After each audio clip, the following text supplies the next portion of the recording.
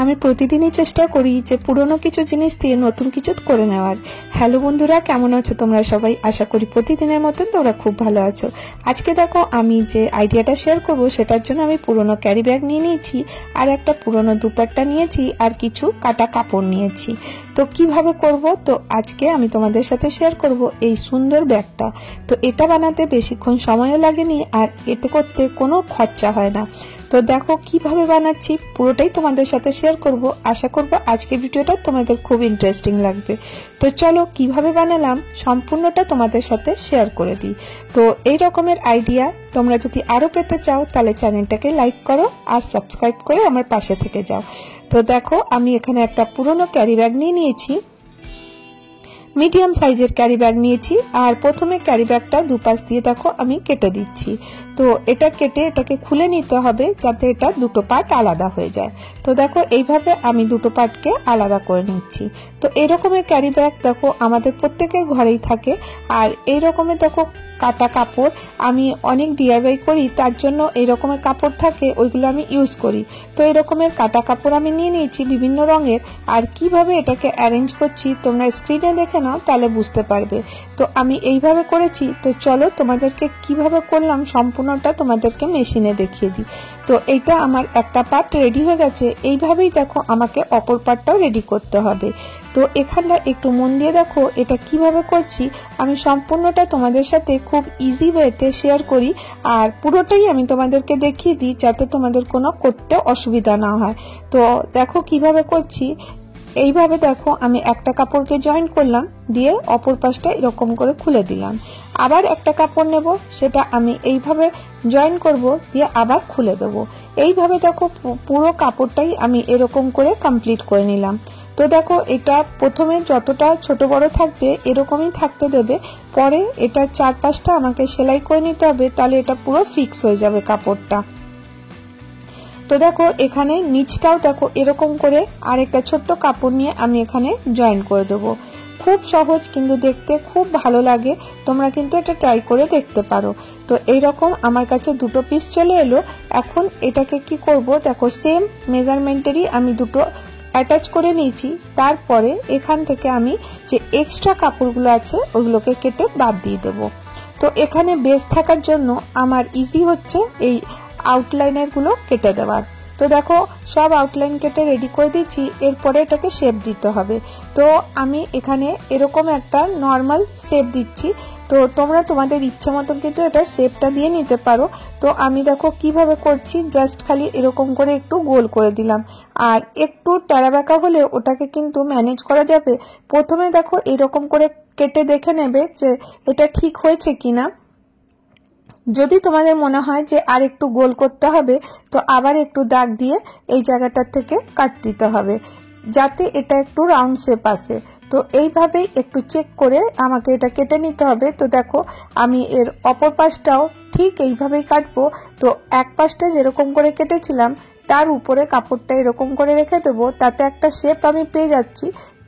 এখানে দেখো আবার আমি এই মেজারমেন্টেই আমি অপরটাও কেটে দিলাম।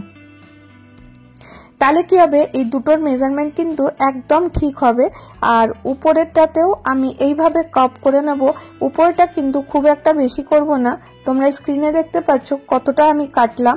ঠিক ওরকম ভাবে অপর পাশটাও আমাকে সেম করে নিতে হবে, একটু গোল শেপ দেওয়ার জন্য, যাতে এখানটাতে সুন্দর শেপ আছে, সেই জন্য আমি আর একটু কাট করে দিলাম। তো দেখো এটা তোমরা তোমাদের ইচ্ছে মতন কিন্তু করে নিতে পারো। আর এরপরে এইটা এর উপরে বসিয়ে যখন আমরা করব, তো অপর পাশটাও একদম সেম হবে। এইভাবে দেখো এটাও কেটে নিলাম। তো এরপরে এর দেখো কতটা সুন্দর লাগছে। তো এখানে একটা কাজ আমাকে করতে হবে। তো দেখো এখানটাতে একটুখানি টেরা লাগছিল, ওটা আমি কেটে ঠিক করে দিলাম। যে সম্পূর্ণটাই একদম 100% হতে হবে না, তোমরা কিন্তু এটাকে আবার কেটে ঠিক করে নিতে পারো। এখানে দেখো আমি একটা মেজারমেন্ট নিয়ে নেবো। এই যে এটা বানালাম এটা সম্পূর্ণটা গোল করে আমি ইঞ্চি টেপে নেপে নেব কতটা হচ্ছে। তো দেখো এটা যতটা হবে 36 ইঞ্চি এখানে হচ্ছে, আমি এর থেকে 2 ইঞ্চি একটু বড় নেব, বড় হলে অসুবিধা নেই। তো তোমরা এই জায়গায় ক্যারি ব্যাগ তোমরা ইউজ করতে পারো, দুটোকে জয়েন করে এরকম করে খুলে নিতে পারো, বা তোমাদের কাছে যদি কোনো লাইনিং থাকে সেটাও নিতে পারো। তো এখানে আমি ইউজ করব দুপাট্টা, পুরনো দুপাট্টা ছিল এটা আমি নিয়ে নিয়েছি, আর এটা 36 ইঞ্চি পর্যন্ত নিয়েছি, আর একটু বাড়িয়ে নিয়েছি, কারণ যদি একটু বাড়ে কোনো অসুবিধা নেই, তাহলে কেটে দেওয়া যাবে, ছোট হলে মুশকিল হবে। তো আমি দেখো এর 36 ইঞ্চি এমনি নিয়েছি, আর চওড়াটা নিয়েছি এখানে 7 ইঞ্চি মতন। চওড়া আর লম্বাটা তোমরা হিসাব করে তোমাদের ক্যারি ব্যাগ যত বড় থাকবে সেই হিসাবেই নিতে হবে, তাই জন্য আমি মেজারমেন্টটা এখানে দিলাম না। এখানে আমি দুপাট্টাটা কিভাবে অ্যাটাচ করছি তোমরা একটু সুন্দর করে দেখে নাও, তাহলেই বুঝতে পারবে।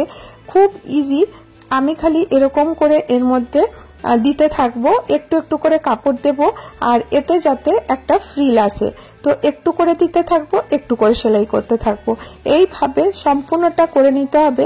আমি দুপাট্টাটা অনেকটা লম্বা ছিল, আর এর কাপড়টা যেটা আমি লাইনিংয়ের জন্য কেটেছি ওটা কিন্তু 36 পর্যন্ত ছিল, সেই জন্য দুপাট্টাটা আমার এখানে ফ্রিল দিতে সুবিধা হচ্ছে।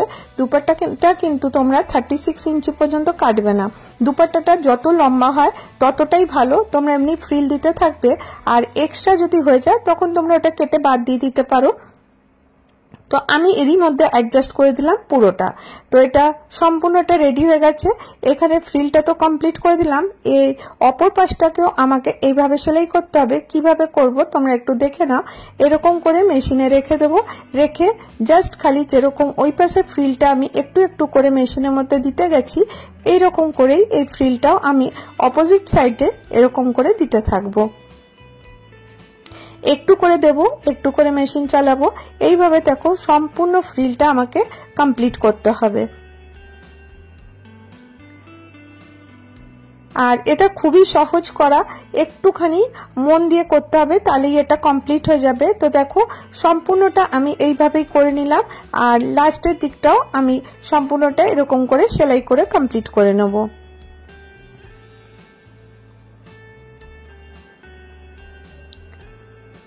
এইভাবে দেখো একটু একটু কাপড় নেব, দিয়ে আমি এটা এইভাবে সেলাই করে নিচ্ছি। তো দেখো মোটামুটি দুদিকটাই কিন্তু একদম সুন্দর করে এটা কমপ্লিট হয়ে গেল। এটা আমাকে এবারে অ্যাটাচ করতে হবে। কিভাবে অ্যাটাচ করব দেখো, এই প্রথমে উপরের যে মুখটা আছে এটাকে একটু সেলাই করে নেব, আর তারপরে দেখো একে আমি এইভাবে গোল করে এর মধ্যে অ্যাটাচ করব। তো সম্পূর্ণটা এর মধ্যে করে নেব, আর চেষ্টা করব যাতে এর মধ্যেই পুরোটা যেন হয়ে যায়, আর যদি এক্সট্রা একটু থাকে সেটা থাকবে, ওটা পরে আমি কেটে বাদ দিয়ে দেবো। তো প্রথমে কি করব, কিন্তু একদম একটু বড় থাকলেই ভালো, ছোট হলে কিন্তু আবার জয়েন্ট করতে অসুবিধা হয়ে যাবে, সেই জন্যই আমি একটু বড় করে কাপড়টা নিয়েছিলাম, যাতে আমাকে এখানে জয়েন্ট করার পরে যদি একটু কাপড় বাঁচে যাতে আমি ওটা কেটে দিতে পারি। আমি তোমাদেরকে মেশিনে কিভাবে করছি ওটাও তোমাদের সাথে শেয়ার করছি, যাতে তোমরা যখন করবে তাহলে তোমরা বুঝতে পারবে যে হ্যাঁ এইভাবেই কিন্তু করতে হবে। তো দেখো সম্পূর্ণটা আমি এখানটাতে সেলাই করে দিলাম, করে দেওয়ার পরে তোমরা দেখতে পাচ্ছ একটু এক্সট্রা বেঁচে গেছে, এটা থাক, এটা আমি পরে কেটে দেব। তো তার আগে আমি কি করব, উপরেরটাও জয়েন করতে হবে।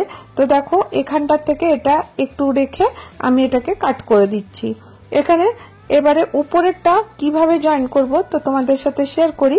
তো উপরেরটা দেখো এভাবে নিয়ে নিয়েছি, আর এটাকেও আমি এরকম করে এর উপর দিয়ে জাস্ট যেরকম আগেরটা করেছিলাম ওই রকমই করে আমি এটা পুরোটা জয়েন করে দেবো।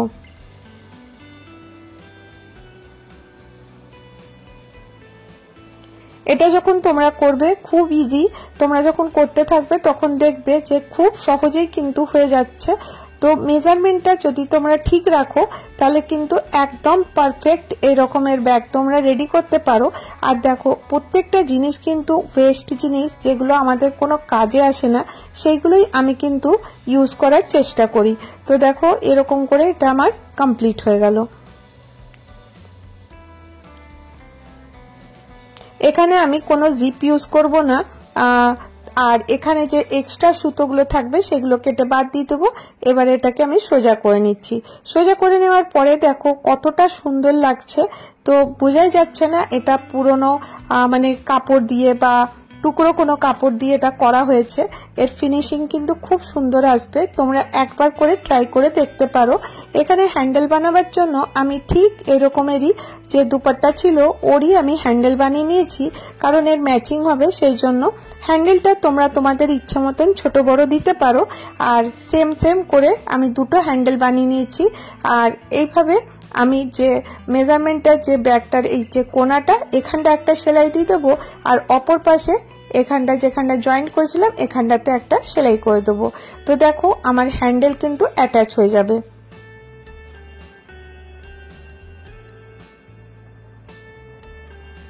খুব সহজেই তোমরা কিন্তু এটা মেশিনে বসিয়ে করে নিতে পারো। আর করতে অনেকক্ষণ সময়ও লাগে না, কিন্তু দেখতে কিন্তু খুব সুন্দর লাগে।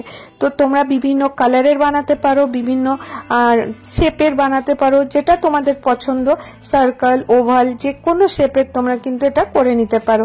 কিন্তু আমাকে এই শেপটাই ভালো লাগছিল, মনে হলো যেন এটা করলে ভালো হবে, তাই আমি এই রকমের শেপ দিলাম। তো দেখো কতটা সহজে এটা রেডি হয়ে গেল। ঠিক এইভাবেই আমি অপর পাশের হ্যান্ডেলটা কিন্তু জয়েন করে দেবো।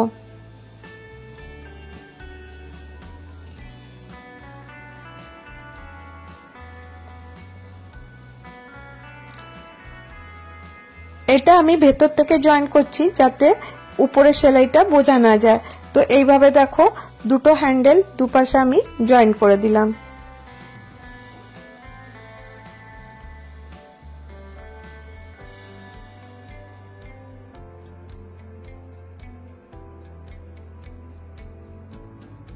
এইভাবে ধরে নিতে হবে, ধরে এইভাবে ভেতর থেকে সেলাই করে নিতে হবে।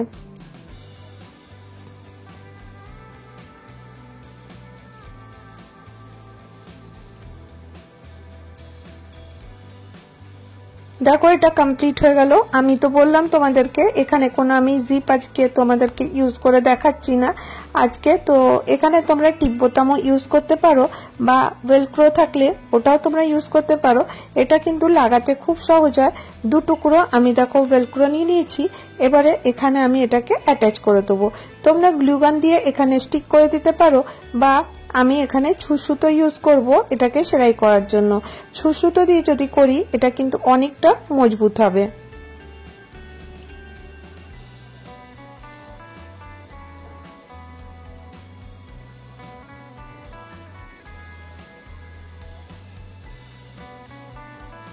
এইভাবে ঠিক এর অপর পাশটাও এটা সেলাই করে নেওয়ার পরে গোল করে অপর পাশটাও আমাকে সেলাই করে নিতে হবে।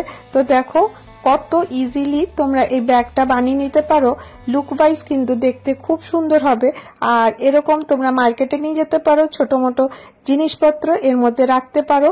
তো দেখো আজকাল তো পলিথিন বন্ধ হয়ে গেছে, তার জায়গায় আমরা ব্যাগই ইউজ করি। যদি ডিফারেন্ট ডিফারেন্ট ব্যাগ এরকমের ওয়েস্ট জিনিস দিয়ে বানানো যায় তো দেখতে কিন্তু খুব ভালো লাগবে।